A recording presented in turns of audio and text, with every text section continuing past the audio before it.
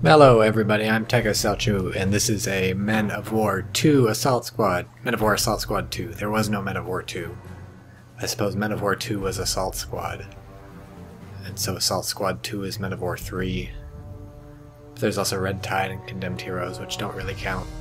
But this is a 2v2, and just full disclosure, I'm pretty sure this is the match where I just get fucking creamed. Like, no chance. So sorry to spoil it, but I have a feeling it'll be annoying to watch if you're expecting me to do anything. So this is going to be more of a learning thing. I'm going to evaluate what I did wrong, what I did right, if anything, which is unlikely, and see what we can make of it. It's Russians versus Japanese, which happened in real life in like 1936 or something, the Sino-Japanese, or Sino-Russian War or whatever, but probably not with the exact equipment that we'll be using here, because we're using World War II, late World War II equipment. So here's some fighting going on. I've got my machine gunner up here, so it should be pretty easy to take these infantry down, but my opponent goes prone, and like an idiot I decide to tell my guys to shoot the other guy. It doesn't really matter because that first guy died, but my opponent gets a grenade off. Flight of the Albatross is, I think, a fan of my videos. He gets a grenade off, and so my machine gunner's down, and that's bad. And it looks like he has also gotten people into the middle. He just seems to have sent all his people forward, whereas I saved some people back to capture the point. We'll have to see whether Flight of the Albatross is capturing. Nope, I just captured my point. Flight of the Albatross is not captured Flight of the Albatross's point, which means all of my opponent's infantry were up here on the fight, which might partially explain why I lost. It also seemed like his infantry were further forward. He was able to get into grenade range, even though it wasn't quite in the middle, so I guess he just ran that much faster. So my ally doing some interesting things, moving up real far if you look in the mini-map, although it's not doing him or her any good because he doesn't have, we don't have that furthest point. We also don't have the middle now. Flight of the Albatross has now captured that back point, and things are looking unfortunate for me with my squad led by Vyacheslav Aksanov. You notice just now I split that squad up. The thing is, I wanted to take the squad leader over to the right because he's got a SMG, and I wanted to send an SMG person over to the right. I'm also trying to grab the machine gunner and just put everybody else prone so they can defend.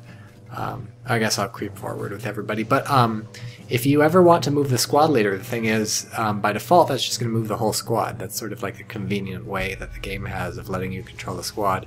You select the leader and it'll move it. So if you ever want to change that, you just select the squad, or select the squad leader, same thing, and you hit K, which is dismiss squad, and then that'll turn everybody into an individual person. You can click on each individual person and let them do stuff.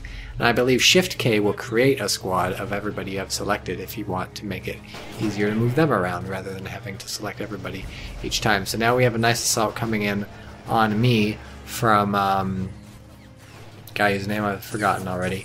And this is not gonna look good for me because I'm surrounded by infantry basically on all sides except the far right, and if I try and go to the far right, there's actually not a ton of cover there. There's some bushes, but not much else, so I'd probably get mowed down on the attack. My ally's still doing a pretty good job of pushing forward, again, if you look on the mini-map, but also, again, really not capitalizing on it, so that's unfortunate for us. Who's to say whether things would have gone better had I got some help in the middle, but it's kind of a moot point. If you're watching the mini-map, you'll notice there's this vehicle just rampaging behind enemy lines, or behind friendly lines, behind our lines, and I think it's driving over this way, and then I notice it, and I'm like, oh, better take care of that. Let's buy a T-26. That should do it. And indeed it should. Not before I lose like all my infantry though. So that was unfortunate. Nice bold move there from Kangaroo, or Rangru. Nice bold move there with that. Don't know if it was actually cost effective or not, but it certainly wreaked havoc in terms of our positioning. I should say my positioning. I lost a bunch of people, and now there's a fire going, and I'm actually probably going to have to move out of these bushes lest I catch fire, which would be bad. But it turns out not to matter because it looks like I'm getting shot to shit. And I notice this crew injured. That usually means you're getting shot at by an AT rifle, and indeed I am, so I single it out and I'm trying to fire at it. I don't have an HE shell loaded, so I'm like, well, I better back up a bit and also keep the fire going on this guy. But boom, he gets a nice lucky hit, and on my T-26 it penetrates, and that's a great pickup.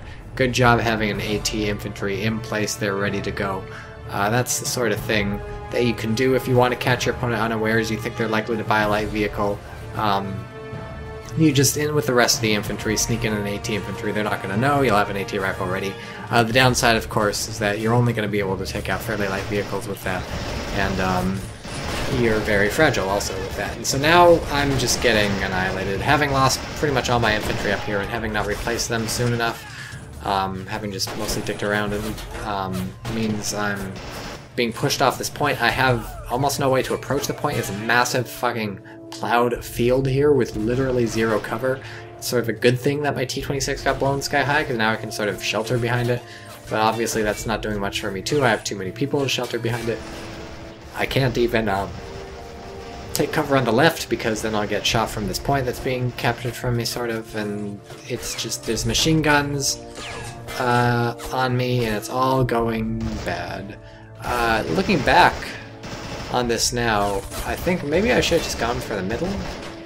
Well, I don't know, that would have really exposed me to some serious flanking attacks. My ally, I'm beginning to question whether my ally is actually advancing as far forward as I thought. It appears that my ally is simply just creating a proactive defensive line and defending that one point. So granted, that's a lot better than I'm doing, but also I bit off more because I was going for the middle also. But I don't know, it's problems all around for both of us. So I'm just getting outfought by these infantry. It's better infantry placement, they're spread out more. It's more aggressive infantry placement. Mostly it's being spread out more, I think. Like, all of my people I've sort of kept bunched up and moving them as squads, and then I've just been, literally from the very first engagement where all those infantry were spread out behind that wall at the far end of this field, I was just getting shot from more angles, and that honestly does add up. The difference between getting a few bullet hits and not getting a few bullet hits is how many people you kill, and once the bodies start falling, it's sort of it's a slippery slope sort of thing. You lose people, it's easier to lose more people, and so just... Oh, I'm yawning. I'm sleepy. Just all around better positioning, I think. I buy Vitaly Ignatiev, a machine gunner, but that's going to be too late. I suspect my allies lost almost all of their troops, so that's unfortunate. And it's just, like, this is so hard for me to approach. I take it there's no one on that point anymore. Oh, now there is, because it's being captured, but... like, yeah, good job from my opponent moving up these infantry. They're not quite in position yet. Maybe I can catch a few out, but now a grenade comes in, and boom, like literally the entire squad killed, except for even Shrivasco or whatever the fuck. This is just bad. I just don't... once you get a good position on this map, it's really hard for infantry to come back, because you can tell it's just a big old field. This felt satisfying, though. Mowing down recruits. I'm interested in why my opponent bought recruits here. They just don't do anything, and I'm not sure what the goal is. Once you have a strong position, I can't really think of what you need recruits for. Recruits are like fodder that you send in to test your opponent's position to find out where their stuff is. You send them in to maybe hit mines if you think they're mines. You send them in if you're worried about just getting artilleried, like a barrage of artillery is going to come in as soon as you show up, so you're like, okay, fine, blow up my recruits with a barrage of artillery, I don't care. It's if you're worried there's a tank or something in wait that you're not ready for. This reveals the tank. That's what I think the cheapo infantry are good for. I'm not sure why I would use cheapo infantry to reinforce sort of a forward line that I've established or something, because they're really not going to add much to the thing. There's a Hago. Also not 100% sure about buying that Hago. The opponent's got my infantry locked down pretty well, so I'm not sure the Hago was needed for that. And in terms of anti-vehicle stuff, the Hago at best is just going to like fight at a parity with a lot of the Russian light vehicles. Certainly against the Russian tanks like the T-34 it doesn't stand much of a chance. So that was, I think, not tremendous. Could have gone instead for an AT gun. If my opponent's worried about vehicles, that would have done a number on my tank, probably, and probably been harder for my tank to kill, too.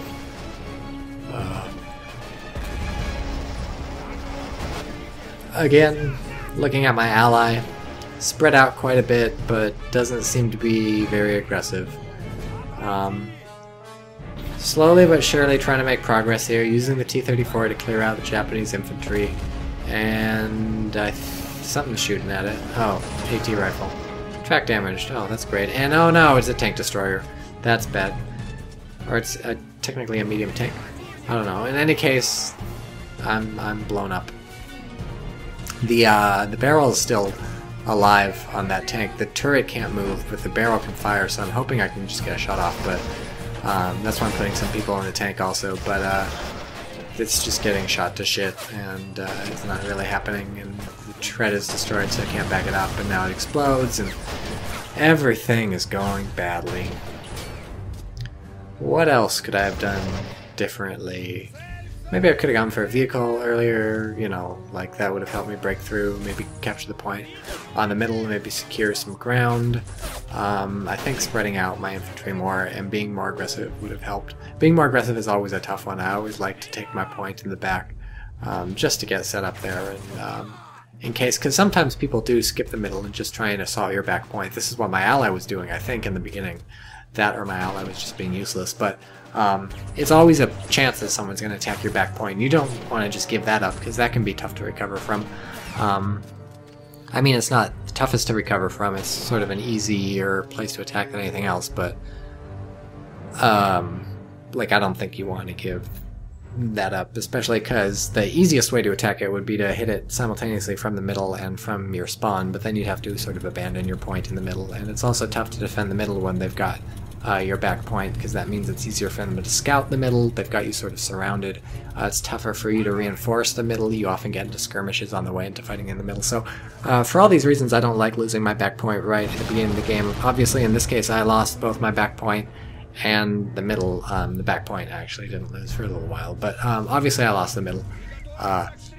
So definitely paid off for my opponent. I think it really helps that my opponent's got like that massive warehouse that you see in the distance on the right.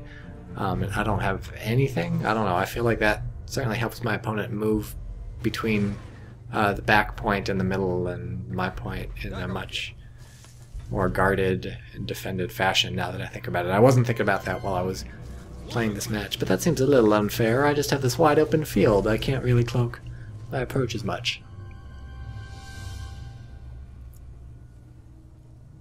Not sure about that. Oh, by the way, I bought snipers. This guy's name is Bogdan Belisov. The other one got killed when their car that they show up in exploded. I didn't know they showed up in a car, but now you know snipers drive around in a little sniper car, which is amusing to me.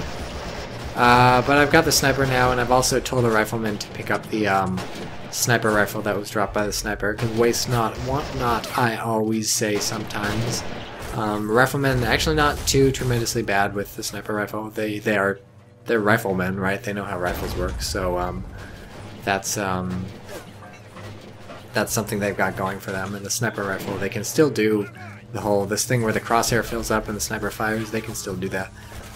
If you're not familiar with the sniper mechanic very much, the way it works is that the sniper aims at a person, that crosshair fills up, and then when they fire, they have a pretty good chance to hit the head, and hitting the head pretty much kills. So that's some sweet stuff. My sniper actually missed a bunch of shots that one time, which is weird. But the trick is you have to have sight on someone the whole time while you're lining up the shot. So if they duck behind cover or something, it doesn't work very well. If they duck behind like half cover, they're not fully covered, your sniper can still line up a shot. But if it's full cover, they'll just lose the shot. And you notice that little dot, that orange dot, looking in and out. If you're paying close attention to the sniper is aiming at, that means he keeps trying to aim, but like the person keeps sort of going behind cover, so you can't really draw a bead on him. I bought a sniper both because I want to use my hero points, and because I need to plink away at infantry, and what better way to plink away at infantry than to use a sniper?